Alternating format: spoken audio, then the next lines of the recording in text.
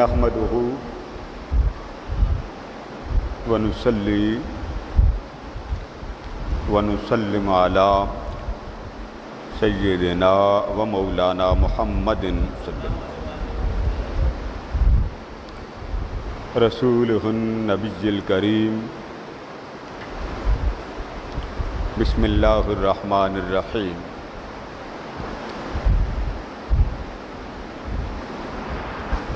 اللہم صلی علی سیدنا و مولانا محمد وعلی آلہ وصحبہ وبارک وسلم۔ آواز آ رہی ہے؟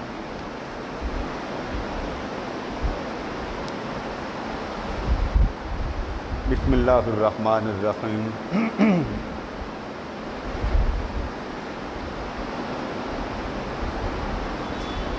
قل لا اسألکم علیہ اجرا الا المودۃ فی القربی۔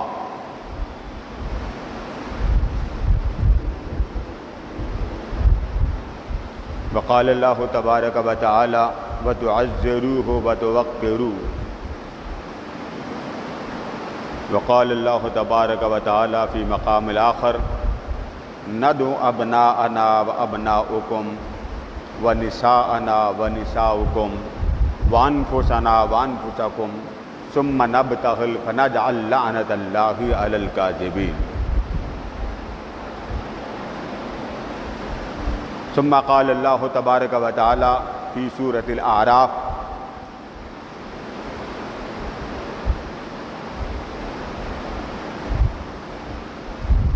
الذین یتبعون الرسول النبی الامی صدق اللہ مولانا العظیم۔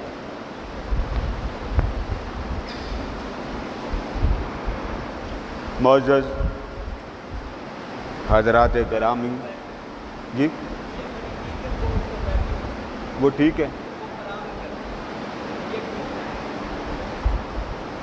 صحیح ٹائم۔ آج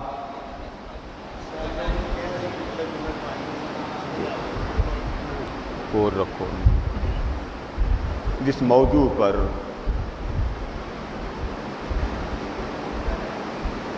اظہار گفتگو ہوگا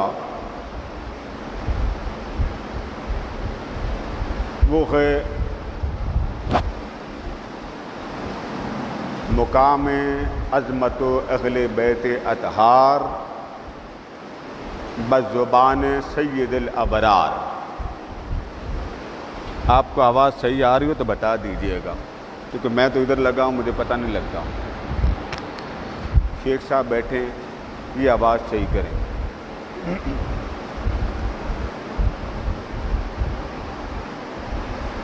قبل اس مضمون کے آغاز کے میں چند باتیں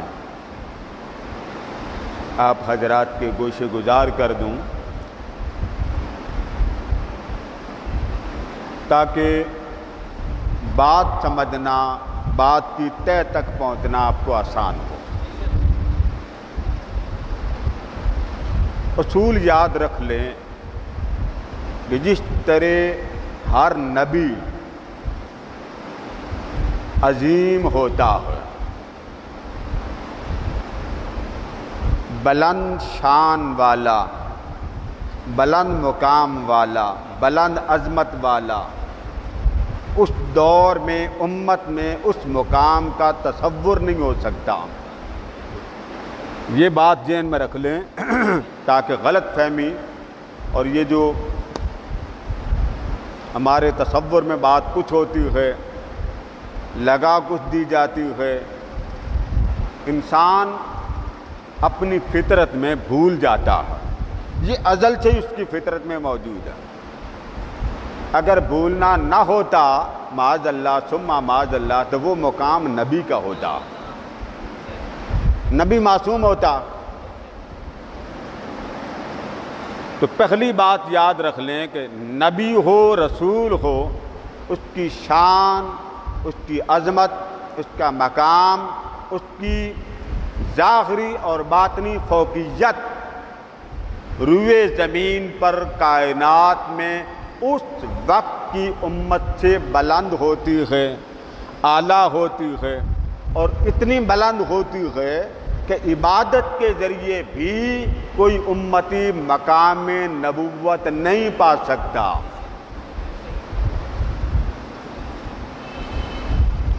جس طرح نبی اپنے زمانے میں شان میں اعلیٰ ہوتا ہے، عظمت میں اعلیٰ ہوتا ہے، مقام میں اعلیٰ ہوتا ہے، اسی طریقے سے اس کا خاندان بھی اس امت میں شان میں، عظمت میں، مقام میں بلند ہوتا ہے۔ یہ بات بنیاد ہے تاکہ آپ کے ذہن میں بات بٹھانا مجھے اور آسان ہو جائے اور مقصود تک پہنچانے میں، مقصود تک پہنچنے میں ہمیں دقت نہ ہو۔ اب میری بات سمجھ گئے نا آپ؟ نبی شان میں اعلیٰ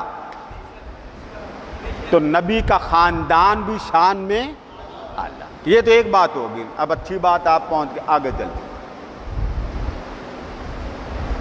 جس طرح انبیاء میں 5 نبی سب میں بلند ہوں، 5 نبی وہ سب میں بلند ہیں، نبوت میں سب برابر ہیں، مگر درجہ بدرجہ تلک الرسل فضلنا بعضهم علی بعض، یہ رسول ہیں، فضیلت ہم نے دی، نبوت بھی ہم نے دی۔ منہم من کلم اللہ، ایسا بھی نبی اور ایسے بھی عظمت والے ہیں جن سے اللہ نے کلام کر کے شان بخشی۔ ورفع بعضهم درجات، کچھ ایسے ہیں کہ جن کو کلام سے مقام ملا، اور کچھ ایسے ہیں کہ کلام تو نہیں، ایک اور جہان میں لے جا کے ان کو مقام ملا۔ اب فرق آ گیا نا؟ یہ بات رد ہو گئی کہ معاذ اللہ ثم معاذ اللہ نبی کی شان نہ بیان کرو، سارے نبی برابر ہیں، تو پھر اللہ شان نبیوں کی کیوں بلند کر رہا؟ ادھر سے اٹھا کے ادھر، ادھر سے اٹھا کے، بھئی یہ ہے، یہ ہے، کیوں بیان کر رہا؟ وہ شان دینے والا، مقام دینے والا، مرتبہ دینے والا خالق ہر نبی کی شان کو الگ الگ بیان کر رہا۔ 5 نبی، ان کی شان سب سے جدا۔ آدم علیہ السلام بنی آدم کے لحاظ سے وہ نبی ہوں، ابراہیم علیہ السلام ہیں، موسیٰ علیہ السلام ہیں، عیسیٰ علیہ السلام ہیں، آدم علیہ السلام کو ملا کے اگر آدم علیہ السلام کو نکال دیں تو پھر ایک اور نبی ساتھ ایڈ کر لیتے ہیں۔ آدم علیہ السلام، ابراہیم علیہ السلام، یہاں سے آگے نبوت بہت امت آپ کی اولادوں کو ملی۔ آدم علیہ السلام، نوح علیہ السلام، ابراہیم علیہ السلام، حضرت موسیٰ اور حضرت عیسیٰ، یہ 5 ہیں۔ آقا کو میں نے شامل نہیں کیا۔ آدم ایک پہلے نبی، نوح علیہ السلام پہلے رسول، ابراہیم علیہ السلام آقا کے جد امجد، کعبہ بنانے کی اجرت مصطفیٰ کو مانگا، موسیٰ علیہ السلام، اور اس کے بعد حضرت عیسیٰ علیہ السلام۔ فرمایا سب نبیوں میں یہ 5 بلند مقام والے ہیں، اور ان سب نبیوں پر بلند مقام والا میں ہوں۔ سب نبیوں میں بلند مقام میں یہ 5، ان 5 تن میں سب سے بلند مقام والا محمد ہے صلی اللہ علیہ وسلم۔ اگر سب نبیوں میں 5 بلند ہیں تو بلند میں بلند تر آمنہ کا لال ہے، تو پھر ماننا پڑے گا سب نبیوں کے خاندانوں میں 5 کے خاندان تو بلند تر ہیں ہی، تو خاندان مصطفیٰ کا حال کیا ہوگا؟ عظمت کا، شان کا، مقام کا، علو مرتبت کا۔ آقا علیہ السلام کے بیٹے وصال فرما گئے، یہ تو آپ کو معلوم ہے نا۔ ایک قبیلہ تھا، وفد بن کے آیا، انہوں نے مناظرہ کرنا تھا، بلکہ مباہلہ کرنا تھا۔ وہ آنے لگے اللہ نے فرمایا حبیب گھر سے 5 بندے لے لے. کتنے بولیے نا. آقا کے بیٹے تو تھے نہیں, اب لینا کس کو؟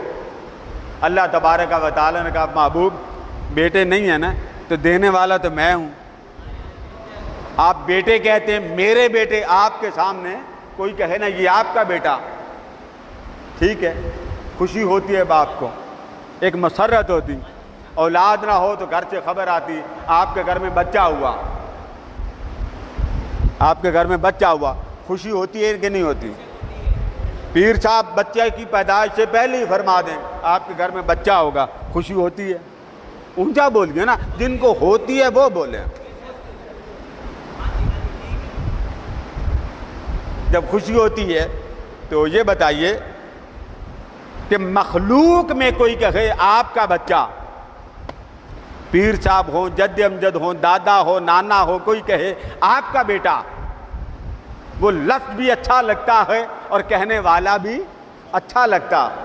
اللہ نے فرمایا محبوب آپ کے بیٹے چاہیے, حسن حسین, فرمایا محمد کے بیٹے. حسن اور حسین محمد کے بیٹے. تو جسے رب کہے گی آپ کے بیٹے, معاذ اللہ معاذ اللہ معاذ اللہ استغفر اللہ, وہ باغی ہو سکتا؟ آپ العیاذ باللہ سنتے ہیں نا, یہ محرم شریف شروع ہوتا کہ جی امام حسین نے جنگ کی تو باغی ہو گئے. دینے والا کون تھا؟ اللہ. عقل, فہم, شعور, ادراک, علم, برم, سارا کچھ دینے والا تو خالق ہے. اسے کوئی نہیں پتا تھا کہ میں نے مصطفیٰ کو بیٹا کیسا دینا, العیاذ باللہ استغفر اللہ, جو آپ کہہ رہے ہیں معاذ اللہ باغی ہے. فرمایا محبوب حسنین و کریمین میرے محمد کے بیٹے. تو فاطمہ فرمایا سب خواتین میں سیدہ ہے, فاطمہ سب عورتوں میں سیدہ ہے, اور بنی نوع انسانوں میں انسانیت کی کامل علامت علی المرتضی, علی مردوں میں کامل. آقا کی تو شان الگ ہے نا. فاطمہ خواتین کی سردار, حسنین کریمین تاجدار کائنات کے لخت جگر. کوئی اور سرٹیفکیٹ لینے کی ضرورت رہ گئی؟ اب یہاں میں 2 باتیں جوڑ کر قرآن سے بیان کروں گا. اگر مجھے وقت ملا تو میں آپ کو بخاری دکھاؤں گا. بخاری کیا دکھاؤں گا؟ اونچا بولیے نا, بخاری. یہ ہمارے ہاں جو ایک طوفان کھڑا کر دیا جاتا معاذ اللہ العیاذ باللہ. اللہ پاک نے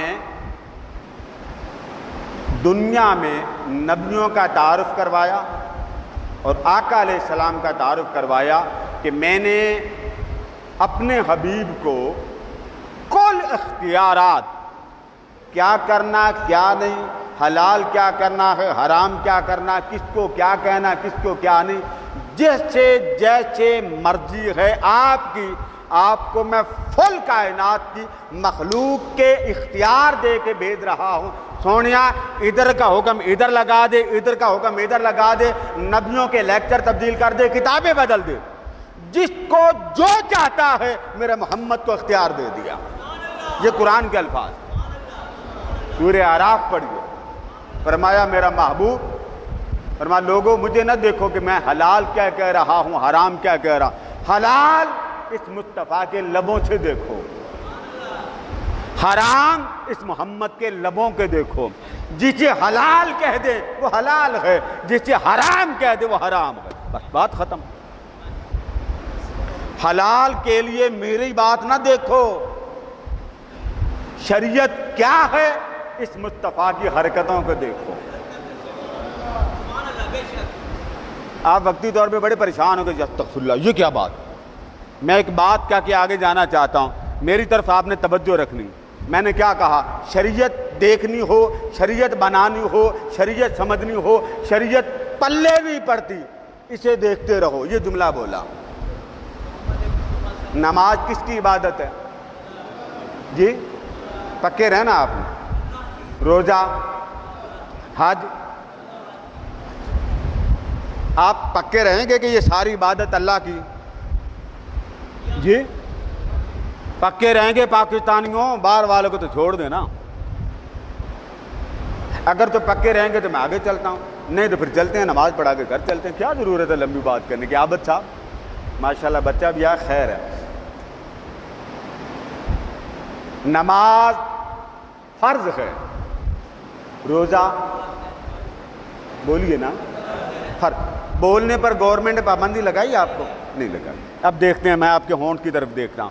حج فرض، نماز فرض، روزہ فرض، حج،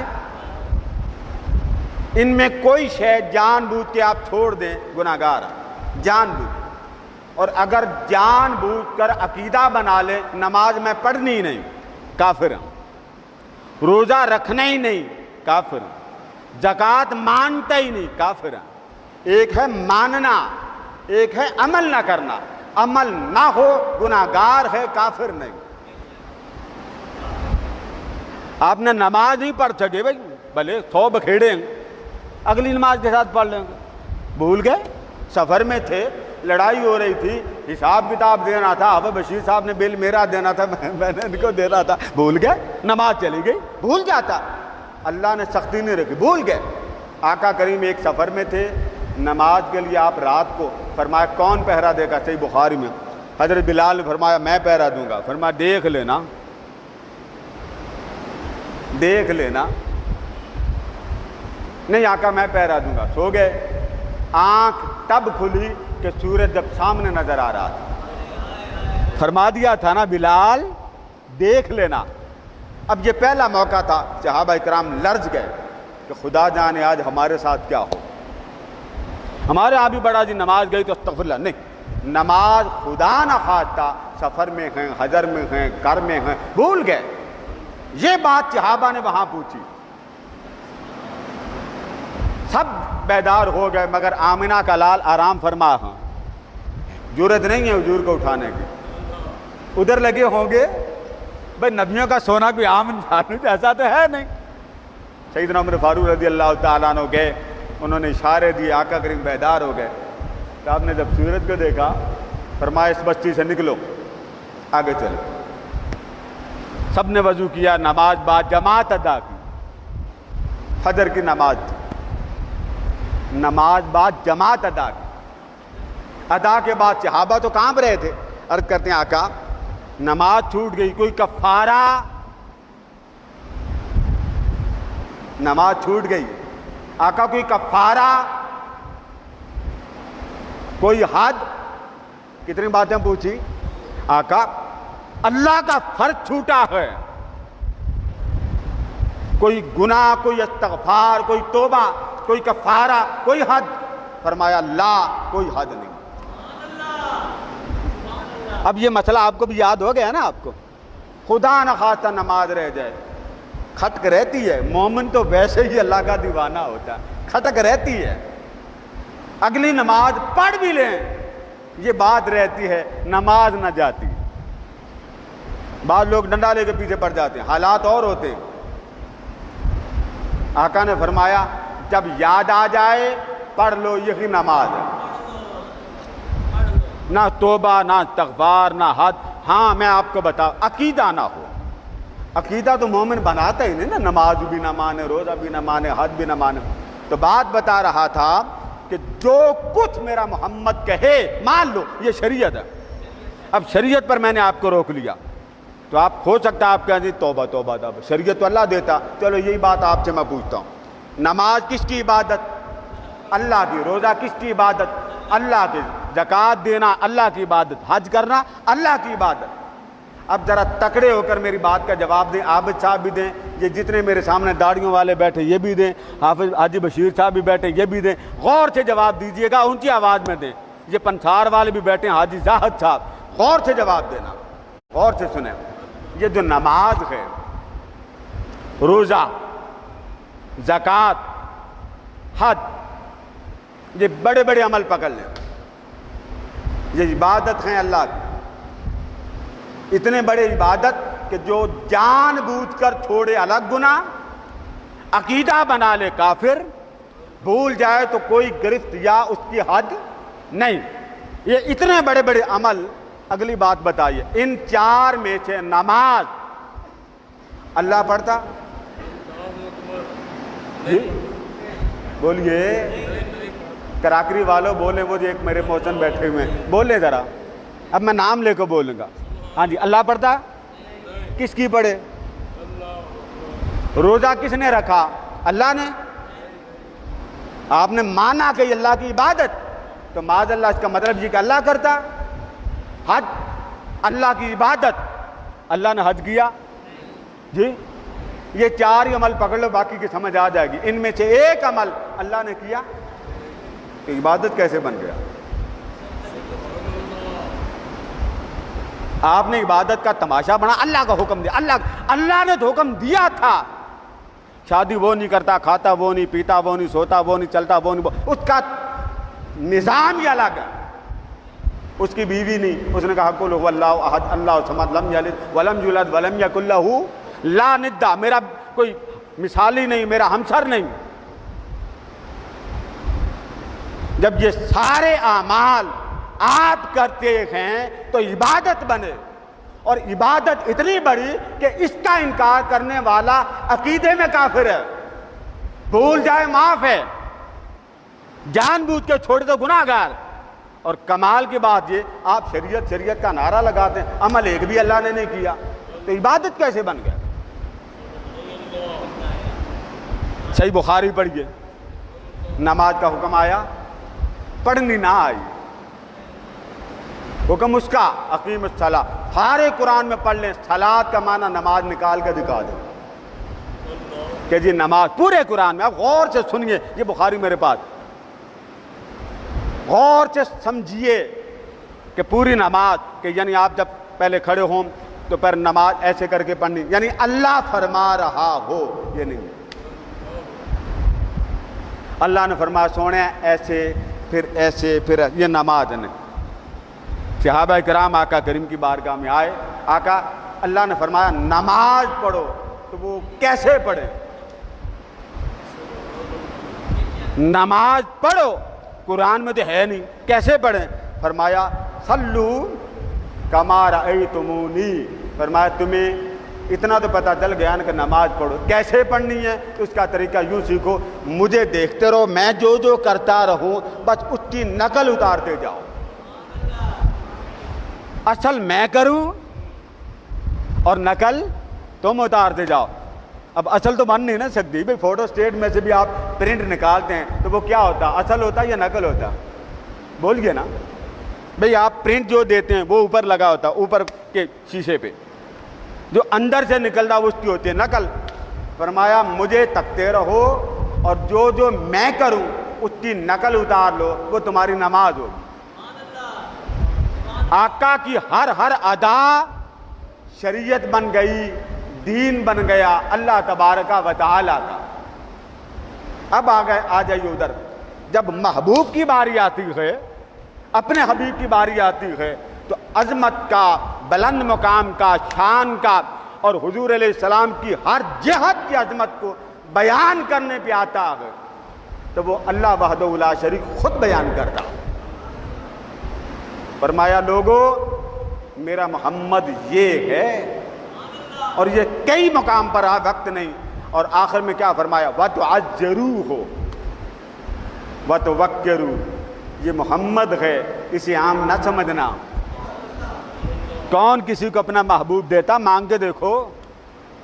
یہاں نوجوان بیٹھے ہیں, وہ بات میری ذرا غور سے سنیں. کوئی محبوب دیتا کسی کو؟ بزرگ بھی بیٹھے ہیں, حافظ بشیر صاحب مسکرا پڑے, کوئی دیتا ہے محبوب؟ جی آپ محبوب کا نام لیں تو آپ کو مزہ چکھا دے گا. آپ کہہ دیں جی مجھے محبوب دیں, تھوڑی دیر کے لیے دیں. کوئی دیتا؟ آپ منہ اوپر کر کے کہیں مولا اپنا حبیب دے, وہ ساری خدائی دے دیتا. کہتا محبوب نہ مانگ, ہر شے مانگ لے. کیوں؟ لقد من اللہ علی المؤمنین اذ بعث فیہم رسولا. فرمایا مومنو یاد رکھو میں نے محمد دیا ہے, کوئی عام شے نہیں دی تمہیں. عام شے ہوتی میں احسان اعظم نہ کہتا. یہی بات جا کے آگے فرما دی، فرمایا اس کو دیکھ لو، حلال جو یہ فرما دے، حرام جو یہ فرما دے، جائز جو یہ فرما دے، ناجائز جو یہ فرما دے، شریعت جو یہ فرما دے، جو جو کچھ یہ فرماتے چلے جائیں اسے میرا دین مان لو۔ اس کی حرکتوں سے دین بنتا ہے، اس کی حرکتوں سے دین بنتا۔ جب یہ بات کر دی فرمایا اگلی سنو، جیسے محمد کی مثال دنیا میں نہیں، ایسے آل محمد کی مثال بھی دنیا میں نہیں۔ سورہ دہر پڑھ گئے، بچے بیمار ہو گئے، اس پر مفسرین نے بڑی تفصیل سے لکھا، بیمار ہو گئے، 3 دن بخار کو گزر گئے، سیدہ کائنات دوڑی دوڑی آئیں بابا جان کے پاس، بابا جان بیمار ہو گئے حسنین کریمین، بخار نہیں اترتا۔ فرمایا بیٹی منت کے روزے رکھ لو۔ اس پوری صورت میں منت کا ذکر آتا، نظر جس کو آپ کہتے ہیں۔ ہماری قوم FA BA جب کر لیتی ہے نا تو پلے کچھ پڑھتا نہیں، کیونکہ MA تک اسلامیات ہے کوئی نہیں، میں بھی پڑھاتا ہوں، MA تک اسلامک سبجیکٹ نہیں ہے آپ کے کورس میں، باہر ہوگا آپ کے پاس تو ہے نہیں۔ یہاں MA والے بھی مار کھا جاتے ہیں، سمجھ نہیں آتی بات کرنی کیا تھی پڑھی کیا۔ اب یہ بات اور طلب ہے، بیمار ہو گئے تو عام طور پہ تفسیر لے لیتے ہیں ابن کثیر، بس وہ پڑھ، کخ نہیں پتا تفسیر ابن کثیر آئی کب۔ حالانکہ کائنات تفسیر میں، تفسیر کی کائنات میں تفسیر ابن کثیر پہلی تفسیر نہیں ہے، یہ تفسیر کا خلاصہ ہے، لوگ نہیں سمجھتے۔ بیمار پڑ گئے، فرمایا روزے رکھ لو، روزے رکھے۔ پہلا روزہ افطار کا وقت آیا، کوئی غریب آ گیا سارا کھانا دے دیا، دوسری شام آئی پھر کوئی غریب آ گیا کھانا دے دیا، تیسری شام آئی کوئی یتیم آ گیا سارا کھانا دے دیا۔ 3 افطاریاں سادہ پانی سے آل محمد نے کی۔ کتنی افطاریاں؟ آپ تو دودھ سوڈا سے کرتے ہیں نا، ابھی میں نے لفظ دودھ سوڈا بولا تو منہ میں پانی بھی آ جاتا۔ تیسرے دن اللہ پاک نے سورہ دہر نازل کی، فرمایا جبریل میرے حبیب کے پاس چلا جا اور ان کو خوشخبری دے دے کہ محبوب 3 دن آپ کی آل نے روزے رکھے مگر افطار سادہ پانی سے کیا، میری محبت میں، میری چاہت میں، میری قربت میں، میری لذت میں انہوں نے اپنے آپ کو نہیں دیکھا، انہوں نے سائل کو دیکھا کہ مانگتا کس کے نام پہ مانگتا، وہ مانگنے والا میرے نام پہ مانگتا تھا، آل محمد نے میرے نام پہ سب کچھ لٹا دیا۔ یہ بات کر کے فرمایا محبوب مبارک ہو، مبارک، کربلا تو بعد میں ہوا، مبارک ہو، ہم نے آل محمد کو جنت کا والی اور مختار بنا دیا۔ مختار کس کو کہتے ہیں؟ میں مختار کی ڈیفینیشن کر کے بات ختم کرتا ہوں۔ یہ مختار ہیں مسجد کے، یہ چاہیں گھڑی اتار کے کسی کو دے دیں مختار، یہ گھر کے مختار ہیں، وہ پنکھا اتار کے دے دیں مختار، اس کو کہتے ہیں جس کا اختیار ہو، جس کو رائٹ ہو۔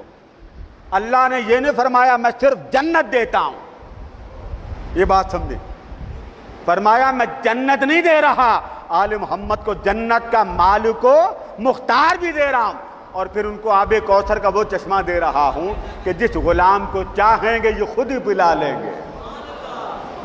آج بھی لنگر مصطفیٰ آل مصطفیٰ کا، کل بھی لنگر مصطفیٰ آل مصطفیٰ کا۔ تو بات یہاں تک پہنچ گئی لوگوں، عظمت مصطفیٰ کی بات آتی ہے تو رب تعارف یوں کرواتا، اور عظمت خاندان مصطفیٰ کی بات آتی ہے تو رب یوں تعارف کرواتا۔ تو اس سے بات انشاءاللہ اہل بیت کے اگلے جمعے کا بیان ہوگی۔ وما علینا الا البلاغ۔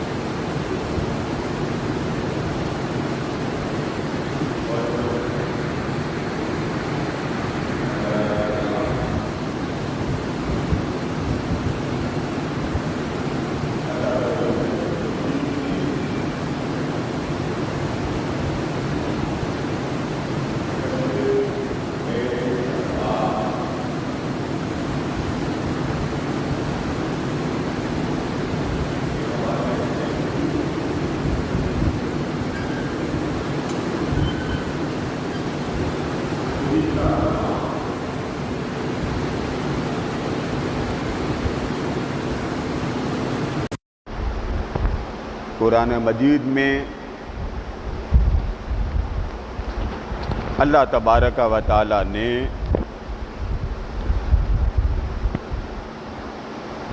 اپنے حبیب صلی اللہ تعالی علیہ وآلہ وسلم کے آل کو، اولاد کو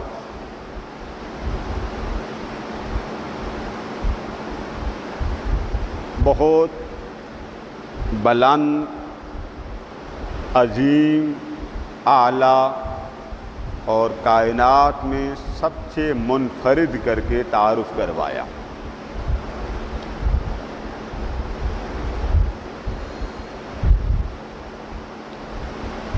آج اس کا اگلا حصہ آپ کے گوشے گزار کرنا ہے، پانی لینا۔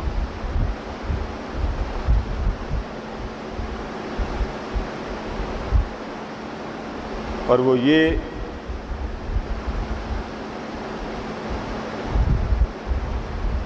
کہ آقا علیہ السلام کی ذات مبارکہ کے علاوہ، یعنی حضور اکرم صلی اللہ تعالی علیہ وآلہ وسلم، آپ کی ازواج مطہرات اور آپ کے صاحبزادگان، بیٹیاں، ازواج، اولاد، دو حصے بنتے ہیں۔ قرآن مجید میں یہ آیہ مبارکہ جو سورہ احزاب میں ہے کہ اللہ پاک نے فرمایا کہ حضور علیہ السلام کی اولاد کے حوالے سے انما یرید اللہ لیذھب عنکم الرجس، کہ اللہ پاک اہل بیت کے بارے میں فرماتا ہے کہ اب یہ جو آیت ہے یہ شروع ہوتی ہے وَقَرْنَا فِي بُيُوتِكُنَّ، عموماً سنائی اتنی جاتی ہے گویا سامعین کو یوں لگتا ہے کہ یہ ایک آیت ہے جو شروع ہو رہی ہے، جبکہ شروع ہونے والی آیت کا حصہ ہے وَقَرْنَا فِي بُيُوتِكُنَّ، یعنی فرمایا اپنے گھروں میں آرام سے قیام پذیر رہنا،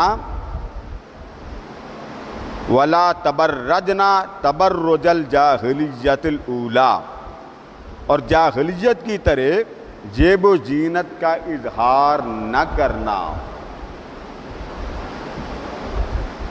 اس کے بعد فرما دیا آگے جا کے وَأَقِمْنَ الصَّلَاةَ، نماز قائم کرنا، وَآتِينَ الزَّكَاةَ، زکوٰۃ ادا کرنا، وَأَطِعْنَ اللَّهَ وَرَسُولَهُ، اللہ اور اس کے رسول کی اطاعت کرنا۔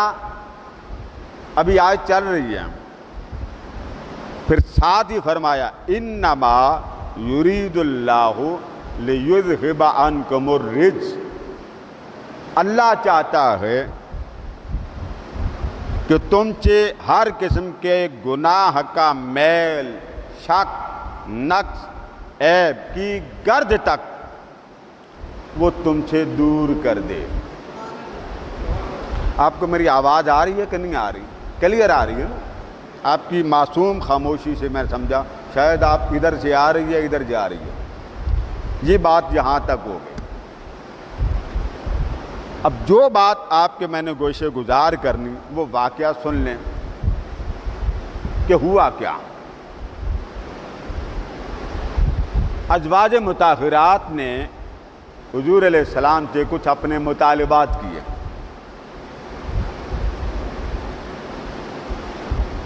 اور مطالبے تھے، ظاہری ایک تقاضا ہوتا ہے، شریک حیات کے معاملات ہوتے ہیں، آقا رحیم ہیں، آقا کریم ہیں، آقا کی شان رحمت اس کی مثال ہی کوئی نہیں۔ مطالبے فرمائے تو اللہ تبارک و تعالی نے اپنی طرف سے محبوب کو فرما دیا کہ حبیب اپنی ازواج مطہرات سے فرما دیں کہ اگر تمہیں دنیا چاہیے، تمہارا ارادہ یہ ہو کہ دنیا کی چمک چاہتے ہو، دنیا کی زیب و زینت چاہتے ہو، دنیا کا مال و متاع چاہتے ہو، دنیا کی خواہش رکھتے ہو، تو فرمایا اس طرح کرو، آ جاؤ، میں تمہیں مال و متاع دے دوں اور تمہیں اچھے طریقے سے رخصت کر دوں۔ یہ اللہ پاک نے آقا علیہ السلام کی ازواج مطہرات کو فرمایا کہ فیصلہ کر لو، یا دنیا لے لو یا مصطفیٰ کو لے لو۔ اب آپ سوچیں، وہ گھر جس گھر کی آج لوگ مثال تو دیتے ہیں، بڑے فخر سے مثال دیتے ہیں، فخر سے بیان کرتے ہیں کہ حضور علیہ السلام کا در دولت تھا، کچا تھا، نہ پلستر تھا، نہ پینٹ تھا، نہ کارپیٹڈ تھا، کہ کبھی کھانا ملنا آل محمد کو، کبھی تین ماہ تک چولہا نہیں جلتا تھا۔ کچھ روز کے لیے آقا دو جہاں الگ ہو گئے، جب حکم الہی آیا تو آقا علیہ السلام نے ازواج مطہرات سے پوچھا۔ سب سے پہلے ام المؤمنین حضرت عائشہ صدیقہ رضی اللہ تعالیٰ عنہ نے آپ سے گزارش کی، آقا ہم خدا اور مصطفیٰ سے راضی ہیں، ہمیں دنیا نہیں چاہیے، ہمیں بس خدا مل گیا، مصطفیٰ مل گیا۔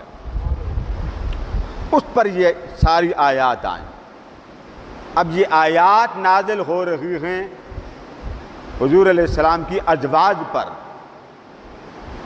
آپ کی بیویوں پر۔ آواز صحیح آ رہی ہے؟ تو ازواج پر جب نازل ہو رہی ہیں، آپ کی بیویوں پہ نازل ہو رہی ہیں، تو خطاب اللہ پاک کا ازواج مطہرات کو تھا۔ یہ ساری آیات یا نساء النبی، یہ ساری آیات پیچھے چلتی آ رہی ہیں، یا ایھا النبی سے لے کر پھر وَإِن كُنتُنَّ، یہاں بھی ان کو خطاب ہے، پھر اگلی آیت میں پھر عورتوں کا خطاب ہے، پھر اگلی آیت میں پھر عورتوں کا خطاب ہے، پھر اگلی آیت میں پھر عورتوں کا خطاب ہے، پھر اگلی آیت میں پھر عورتوں کا خطاب ہے۔ یہ آیات گن لیں، پہلی آیت، اس کے بعد اگلی آیت، اس کے بعد اگلی آیت، پھر آگے پارہ شروع ہو جاتا ہے 22واں، پھر اس سے اگلی آیت، پھر اس سے اگلی آیت، اس کے بعد پھر آخری آیت۔ 7 آیات اکٹھی ازواج مطہرات کو خطاب کرتے ہوئے آئیں۔ کتنی آیات؟ اب ذرا غور سے اس بات پر توجہ رکھیے گا، خطاب ہے ازواج مطہرات کو، حضور کی بیویوں کو، کہ تم اللہ کو، اللہ کے رسول کو پسند کرتی ہو یا دنیا کا مال و متاع، زیب و زینت کو؟ انہوں نے کہا میں اللہ کا رسول پسند ہے۔ اس کے بعد اللہ پاک نے حضور کی ازواج کی تعریف کی اور فرمایا تم میں سے جو کوئی اللہ اور اللہ کے رسول کی اطاعت گزار رہیں وَتَعْمَلْ صَالِحًا، اور نیک عمل کرتے رہیں، نُؤْتِهَا أَجْرَهَا مَرَّتَيْن، لوگوں کو میں 1 گنا اجر دیتا ہوں اور حضور کی ازواج کو 2 گنا اجر عطا کرتا ہوں۔ یعنی حضور کی بیویوں کا اجر امت میں سب سے بلند ہے۔ وَأَعْتَدْنَا لَهَا رِزْقًا كَرِيمًا، ان کے لیے بڑا رزق کریم ہے۔ آگے پھر اللہ پاک نے ان کی تعریف کی، یا نساء النبی لستن کأحد من النساء، اے ازواج مصطفیٰ تم عورتوں میں سے کسی کی بھی مثل نہیں ہو، جو تم ہو وہ تم ہو۔ جیسے میرے مصطفیٰ کی مثال کوئی نہیں، ایسے ازواج مصطفیٰ کی مثال کوئی نہیں۔ یہ آگے جا کے یہ بات آ گئی۔ اچھا، اب آیت چلتی چلتی وَقَرْنَ فِي بُيُوتِكُنَّ، گھر میں رہو، پوری آیت چلتے چلتے یک لخت اللہ پاک نے خطاب بدل دیا.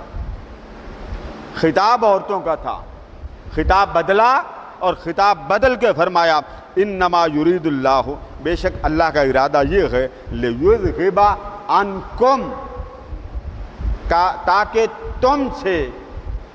اب جب خطاب تم سے کیا، پہلے خطاب کے مخاطب جو تھے وہ حضور کی بیویاں تھیں، یہاں کے فرمایا اہل البیت عنکم الرجس اہل البیت، تم سے اللہ پاک ناپاکی، نقص، عیب، غلاظت جو ہے شان مصطفیٰ اور آل مصطفیٰ کے لیے جیب و زینت کے خلاف جاتی، فرمایا محبوب ہم نے وہ ساری دور کرنے کا ارادہ کر لیا.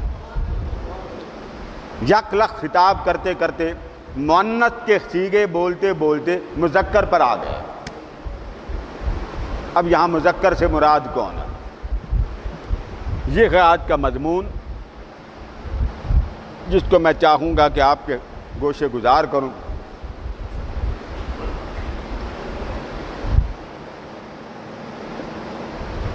اور اس بات کو آپ کے گوشے گزار کروں کہ ہمارے ہاں ایک بہت بڑا تصور پایا جاتا ہے، اور وہ مطالعہ کی کمی سے ہے. بعض لوگ یہ سمجھتے ہیں کہ جب حضور علیہ السلام کی آل کا لفظ بولا جائے، آل نبی، کون سا لفظ؟ آل مصطفیٰ، آل مصطفیٰ، وہ بولا جائے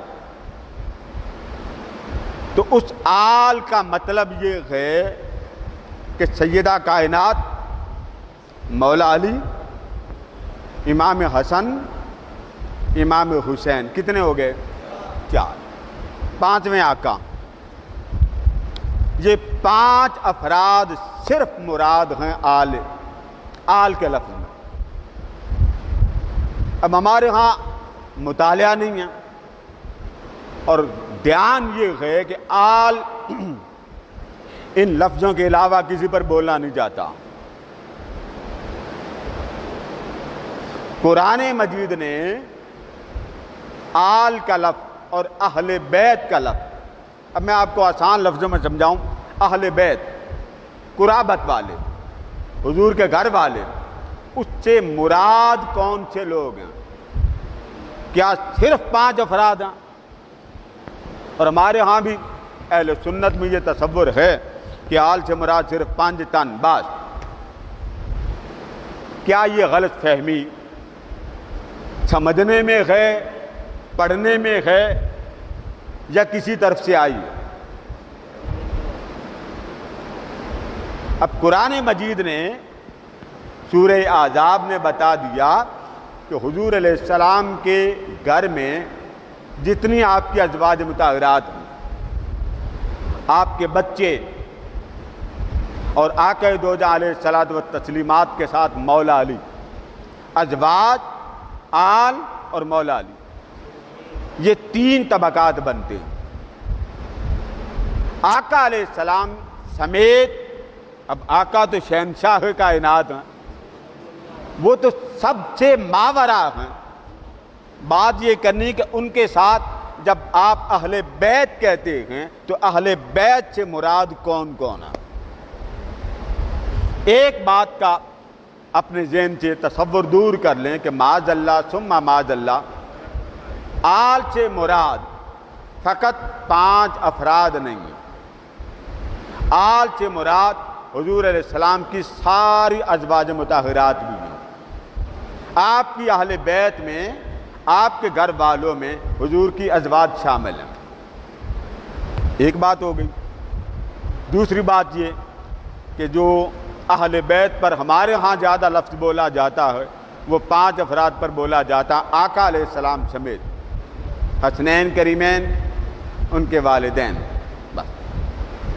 جبکہ قرآن مجید نے اس بات کا انکار کیا. قرآن کہتا ہے کہ آل اور اہل بیت سے مراد، جس پر مفسرین نے بڑی تفصیل سے جمع کیا. امام بخاری آپ ایک واقعہ بیان کرتے ہیں، وہ واقعہ بیان کر کے میں آپ کو تفصیل سے بتا دوں کہ آل سے ایک بات ذہن میں ڈال لیں، حضور علیہ السلام کی ازواج اہل بیت میں شامل ہیں.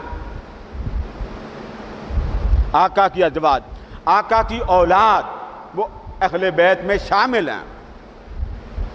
مولا علی مشکل کشا وہ اہل بیت میں شامل ہیں۔ امام بخاری بیان کرتے ہیں اور امام مسلم حضرت ابو ہریرہ سے روایت لائے، فرمایا کہ درختوں سے کھجور اتارنے کا جب وقت آتا تو لوگ کیا کرتے، کھجوریں اتارتے اور بارگاہ مصطفیٰ میں لے کے حاضر ہو جاتے۔ آقا تناول فرمائیں، آقا قبول فرمائیں۔ ایک دن کھجوریں جمع ہوئیں، ڈھیر لگ گیا، تو ایک طرف سے حسنین کریمین دوڑتے ہوئے آئے، یلعبان بذالک التمر فاخذ احدهما تمرة فجعله فی فیہ۔ ایک شہزادے نے کھجور کا ڈھیر لگا ہوا تھا، ایک کھجور اٹھائی منہ میں ڈال لی۔ آقا علیہ السلام دیکھ رہے تھے، آقا علیہ السلام جلدی جلدی تشریف لائے، فاخرجها فی فیہ۔ آقا علیہ السلام نے من فیہ، آقا علیہ السلام نے فوری طور پہ منہ سے نکالا اور آگے فرمایا، اما علمت ان آل محمد لا یأکلون الصدقہ، بیٹے تمہیں پتہ کوئی نہیں کہ محمد کی آل صدقہ نہیں کھاتی، مصطفیٰ کی آل صدقہ نہیں کھاتی۔ تو امام بخاری باب لائے، آگے بیان کرتے ہیں امام مسلم سے کہ حضرت شعبہ حضرت ابو ہریرہ سے پوچھتے ہیں کہ اخذ الحسن بن علی تمرتن من تمرت الصدقہ، کہ حضور نے امام حسن سے وہ کھجور پکڑ لی، فجعلها فی فی، جو ان کے منہ میں تھی۔ فقال رسول اللہ صلی اللہ علیہ وسلم، حضور نے وہ کھجور نکالے، فرما تھوکو تھوکو، آل محمد صدقہ نہیں کھاتے۔ اب اس روایت کو آگے جا کے بیان کرتے ہیں راوی، وہ راوی بیان کرتے ہیں اس حدیث کے، وہ کہتے ہیں کہ میں نے زید سے پوچھا، یا زید الیس نساؤہ من اہل بیتہ، کیا حضور کی جو آل کا ذکر آتا، اہل بیت کا ذکر آتا، تو حضور علیہ السلام کی آل اہل بیت میں آقا کی ازواج شامل ہیں کہ نہیں؟ صحابی پوچھ رہے ہیں، تو صحابی جواب دیتے ہیں کہ نساؤہ من اہل بیتہ ولیکن اہل بیتہ من حرمت صدقۃ بعد، فرمایا اہل بیت میں حضور کی بیویاں تو شامل ہیں ہی، وہ الگ نہیں، مگر اہل بیت سے مراد وہ افراد لیے جاتے ہیں کہ جن پر صدقہ کھانا حرام ہے، ان کا پھر آگے نام آتا۔ قال ومن ہم، انہوں نے پوچھا وہ کون ہے؟ تو حضرت ابو ہریرہ فرمانے لگے، حضرت زید فرمانے لگے، قال ہم آل علی و آل عقیل و آل جعفر و آل عباس، یہ چار افراد کے نام لیے کہ ان کے جو گھر والے ہیں، افراد ہیں، خاندان کے لوگ ہیں، یہ آل مراد ہیں، یہ صدقہ نہیں کھا سکتے۔ آقا علیہ السلام کے خاص جو قریبی صدقہ نہیں کھا سکتے۔ اب یہ بات قرآن مجید نے بیان کر دی، احادیث نبوی میں بھی آ چکا۔ میں چند آیات آپ کے سامنے پیش کروں گا تو جو اللہ تبارک و تعالیٰ نے اہل بیت کے حوالے سے نازل فرمائیں، اہل بیت کے حوالے سے، اور وہ آیات جو نازل ہوئیں ان سے مراد حضور علیہ السلام کے خاندان کے لوگ ہیں، اور وہ اہل بیت کی شان میں نازل ہوئیں۔ ایک آیت ہے وَمَن يَقْتَرِفْ حَسَنَةً نَزِدْ لَهُ فِيهَا حُسْنًا، جس کا ترجمہ یہ ہے، میں چاہتا ہوں ساتھ ساتھ ترجمہ بھی سمجھا دوں۔ جو شخص نیکی کمائے، جو کوئی نیکی کمائے گا، ہم اس کے لیے اس کے آخرت کا ثواب بڑھا دیں گے، زیادہ کر دیں گے۔ کوئی بھی نیک کام کرے اس کا اجر، اس کا ثواب زیادہ کر دیں گے۔ اب یہ سورہ شورا کی آیت ہے۔ اس آیہ مبارکہ کو تمام مفسرین نے بیان کیا کہ یہ جو آیہ مبارکہ ہے جن کے بارے میں تعریف کی جا رہی ہے، جن کے بارے میں اللہ تبارک و تعالی خود داد دے رہا ہے، ان لوگوں میں وہ کون سے لوگ مراد ہیں؟ تو تمام مفسرین نے یہ جملہ بولا کہ اس تعریف میں جن کے بارے میں اللہ نے فرمایا جو کوئی نیکی لائے گا ہم اس کا درجہ، اس کا اجر سب سے زیادہ کریں گے۔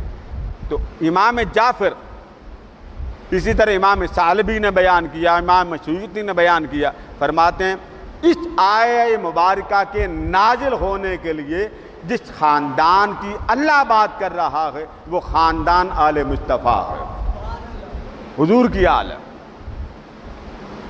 اسی طرح ایک اور آیت ہے، وہ آیت کیسے نازل ہوئی؟ یہ بہت لمبا واقعہ ہے۔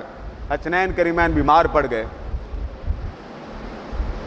آقا علیہ السلام لوگوں کے ساتھ تشریف لائے۔ امام زمخشری اپنی کتاب میں بیان کرتے ہیں، امام جلالین نے بھی اپنی کتاب تفسیر میں بیان کیا، بیضاوی میں، سب نے اپنی اپنی کتاب میں بیان کیا۔ جلالین وہی عبارت لائے ہیں جو امام زمخشری لائے۔ بیمار پڑ گئے، حضور علیہ السلام پتہ کرنے آئے، حسنین کریمین بیمار تھے، تو کسی نے کہا کہ روزے رکھ لیں، منت کے روزے رکھے، تو آٹا تھوڑا سا تھا، جب افطار کا وقت آیا کوئی غریب آ گیا، وہ جو افطاری کا سامان تھا وہ دے دیا، پانی سے افطار کیا۔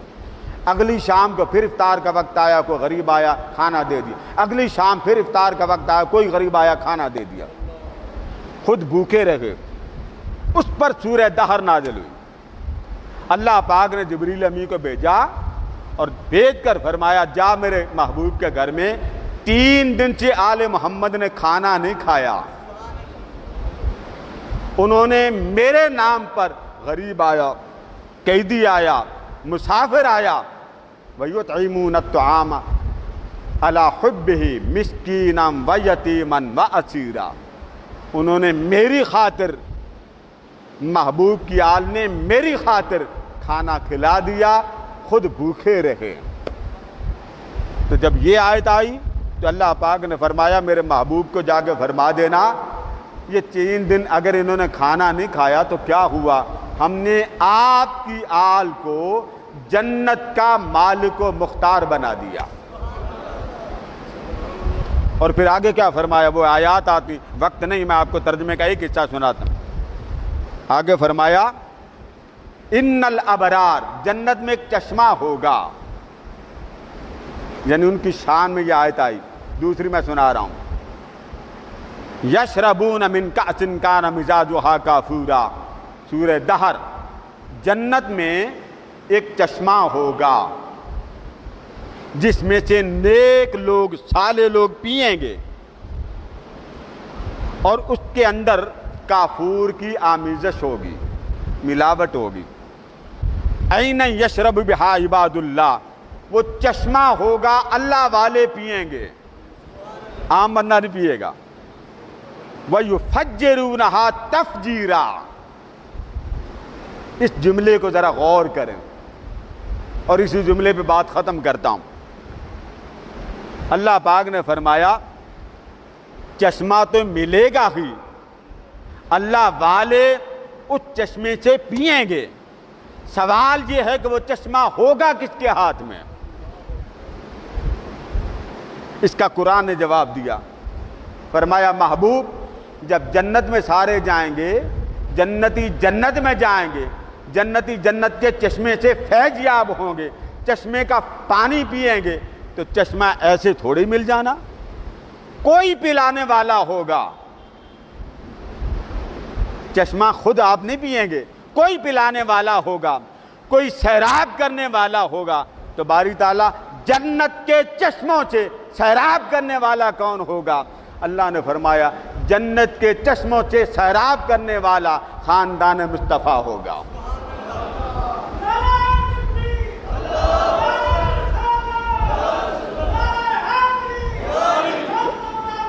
آپ اندازہ کریں کہ آج بھی حضور کی آل کا صدقہ آپ کھاتے ہیں، بولیے کھاتے ہیں کہ نہیں کھاتے؟ وہ الگ بات ہے شکر نہ کریں۔ ہر لمحے امتی کو صدقہ مصطفیٰ مل رہا ہے۔ آپ نماز پڑھتے ہیں، آپ روزے رکھتے ہیں، آپ حج کرتے ہیں، صدقات و خیرات کرتے ہیں، یہ سارے عمل آپ جب کرتے ہیں، سارے عمل کرتے ہیں، ایمانداری سے بتائیے آپ کے عمل آپ کے صدقے قبول ہوتے ہیں؟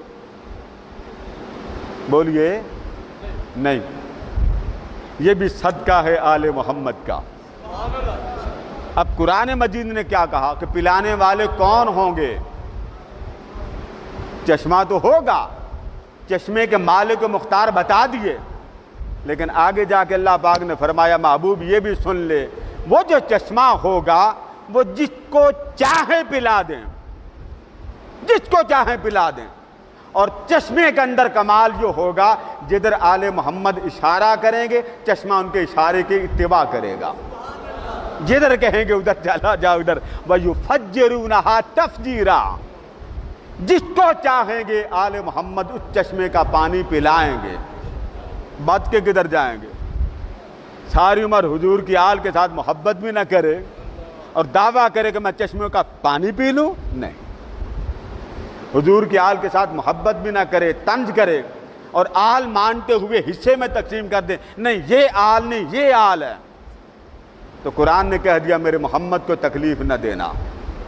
تو کئی آیات آئی ہیں، آج میں نے 2 آیات آپ کے سامنے پیش کی، تو پتہ چلا کہ اللہ تبارک و تعالیٰ کی بارگاہ میں حضور علیہ السلام کے ساتھ جو رہتے تھے، جن کا زندگی بھر کا معاملہ تھا، اللہ نے روئے زمین کے سب بندوں سے، مخلوق سے ان کا مقام سب سے بلند فرمایا، اور ان کی عظمت کو کوئی دنیا کا ولی بھی نہیں پہنچ سکتا۔ اللہ تبارک و تعالیٰ ہمارے حال پر رحم فرمائے۔ وما علینا الا البلاغ۔